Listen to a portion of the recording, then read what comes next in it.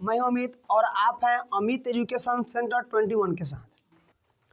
तो जी हाँ दोस्तों, आज हम लोग पढ़ेंगे क्लास 10th का हिंदी। क्या पढ़ेंगे? हिंदी। यानी क्लास 10th का पढ़ेंगे हिंदी, जो काव्य खंड है। काव्य खंड का अर्थ होता है कविता। काव्य खंड का अर्थ होता है कविता। और आपको भी पता है कि हमारे क्लास 10th के हिंदी में 12 कहानी, लेख, जीवनी पढ़ना है और 12 कविताएं पढ़ना है, ठीक है ना।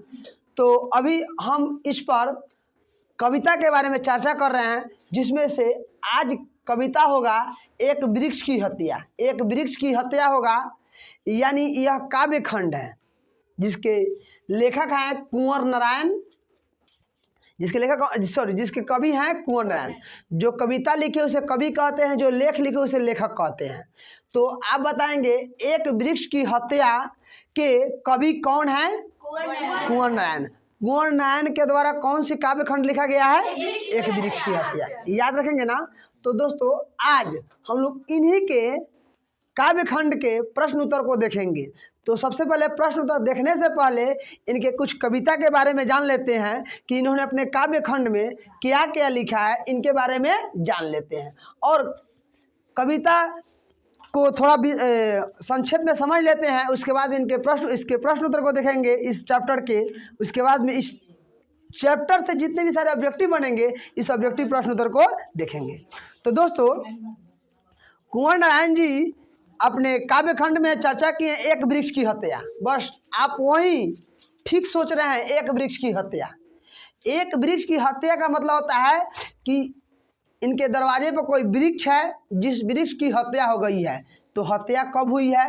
तो शायद ये घर पर नहीं है, कहीं गए हुए हैं, वहाँ से आ रहे हैं तो देख रहे हैं कि मेरे दरवाजे पर जो वृक्ष था वह वृक्ष नहीं है। वह वृक्ष क्या हो गया? तो वह पता करते हैं कि वह वृक्ष गया तो गया कहाँ। तो इनको पता चलता है, यानी कुंवर नारायण को पता चलता है कि मेरे दरवाजे पर जो वृक्ष था वह वृक्ष को काट दिया गया है। और काटने वाले कौन है? तो उसके जानी दुश्मन काटने वाले हैं।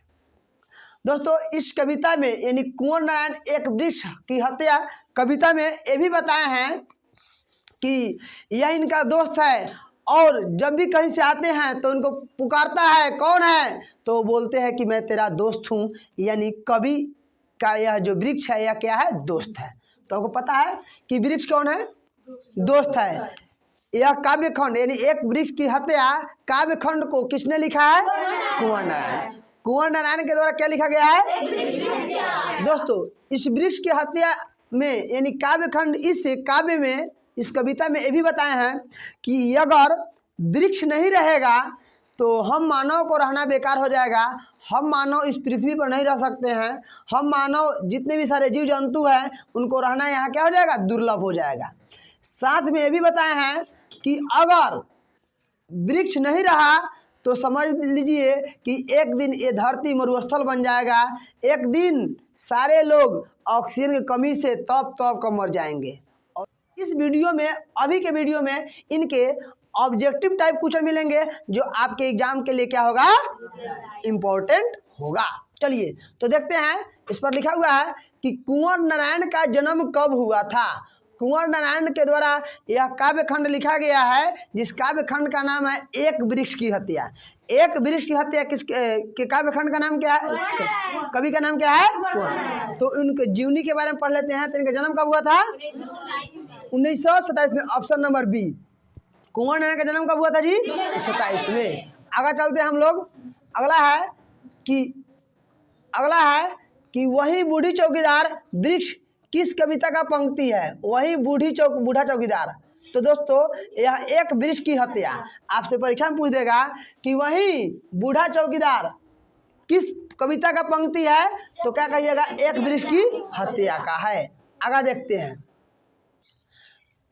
आत्मा जी प्रबंधन के रचयिता कौन है? आत्मा जी प्रबंधन के रचयिता कौन है? तो कुंवर नारायण। कौन है? कुंवर नारायण। आगे देखते हैं। बूढ़ा चौकीदार वृक्ष कहाँ मिलता है?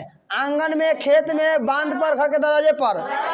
तो दोस्तों, बूढ़ा चौकीदार वृक्ष या घर के दरवाजे पर मिलता है। कहाँ मिलता है? अगला देखते हैं। पर्यावरण मनुष्य और सभ्यता का विनाश की कथा व्यक्त करती कविता है। मतलब पर्यावरण, मनुष्य और सभ्यता का विनाश जो पंक्ति है यह किस कविता से लिया गया है? तो दोस्तों यह एक वृक्ष की हत्या से लिया गया। Option number C, option number सी।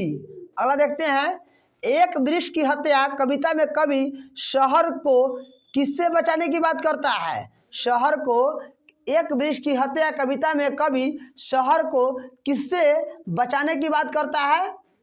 तो यह किस पंक्ति से लिया गया है? ठीक है दोस्तों, ये गलती हो गया, क्वेश्चन गलती है। एक वृक्ष हत्या, ये क्वेश्चन गलती है, 6 नंबर। अगला देखते हैं, इस कविता में चौकीदार किसको कहा गया है? तो दोस्तों वृक्ष को। चौकीदार किसको कहा गया है? वृक्ष को। आगे देखते हैं कि कौन धूप, बारिश और गर्मी में, ठंडी में खड़ा रहता है? वृक्ष। कौन खड़ा रहता है? वृक्ष। कौन खड़ा रहता है? वृक्ष। यहाँ पे दोस्तों गलती है, यहाँ पे ऑप्शन हो जाएगा वृक्ष। क्या हो जाएगा? वृक्ष। कौन धूप, बारिश और गर्मी में खड़ा रहता है? तो वृक्ष। कहीं भी रहेगा, मतलब इस कविता में बताया गया है जो वृक्ष जो है, वृक्ष है ना, ठंडी हो, बरसात हो, धूप हो या कुछ भी हो, वो हमेशा 24 आवर्स कहाँ खड़े रहते हैं? घर के बाहर खड़े रहते हैं, तो वह वृक्ष है। ऑप्शन नंबर क्या होगा? सी। इसमें नहीं है, लिख लेंगे वृक्ष। अगला है, वृक्ष को किसने काटा? कवि ने वृक्ष को किसने काटा? कवि ने, लेखक ने, जानी दुश्मनों ने, इनमें सभी। तो दोस्तों वृक्ष को जानी दुश्मनों ने काटा। कौन काटा? चाहे क्वेश्चन ऐसे भी पूछ सकता है कि जानी दुश्मनों ने किसे काटा? तो वृक्ष को। किसने काटा? आगे देखते हैं, वृक्ष की तना कैसा है? मैला कुचैला, साफ, फाटा पुराना, सभी। मैला कुचैला। कैसा है? तना। इसका तना क्या है? मैला कुचैला। अगला देखते हैं, धुआं हो जाने से किसे बचाना है? घर को, पानी को, हवा को, पृथ्वी को। हवा को। किसको बचाना है? हवा को। नदी को किसे बचाना है? नाला हो जाने से। हाँ दोस्तों, नाला हो जाने से। किसे बचाना है? नाला हो जाने से।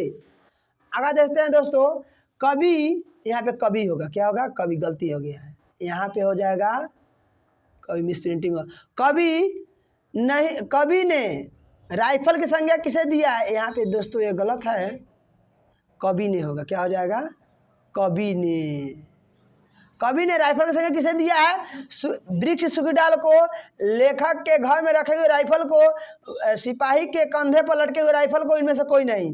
तो दोस्तों है ना, कवि ने यानी राइफल की संज्ञा वृक्ष के सूखी डाल को कहा है। मतलब इस कविता में एक सूखी डाल है जिस डाल को कवि ने राइफल की संज्ञा दिया है। क्या दिया है? राइफल। ये मत कहेंगे कि कवि के घर में रखे हुए राइफल को, कवि के घर में रखे हुए राइफल को किसको संज्ञा दिया है?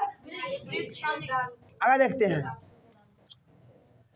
यहाँ भी कवि होगा दोस्तों, कवि। गलती टाइप होगा। कवि कुछ देर के लिए कहाँ पर जाता है? घर में, बाजार में, वृक्ष के नीचे, छत पर।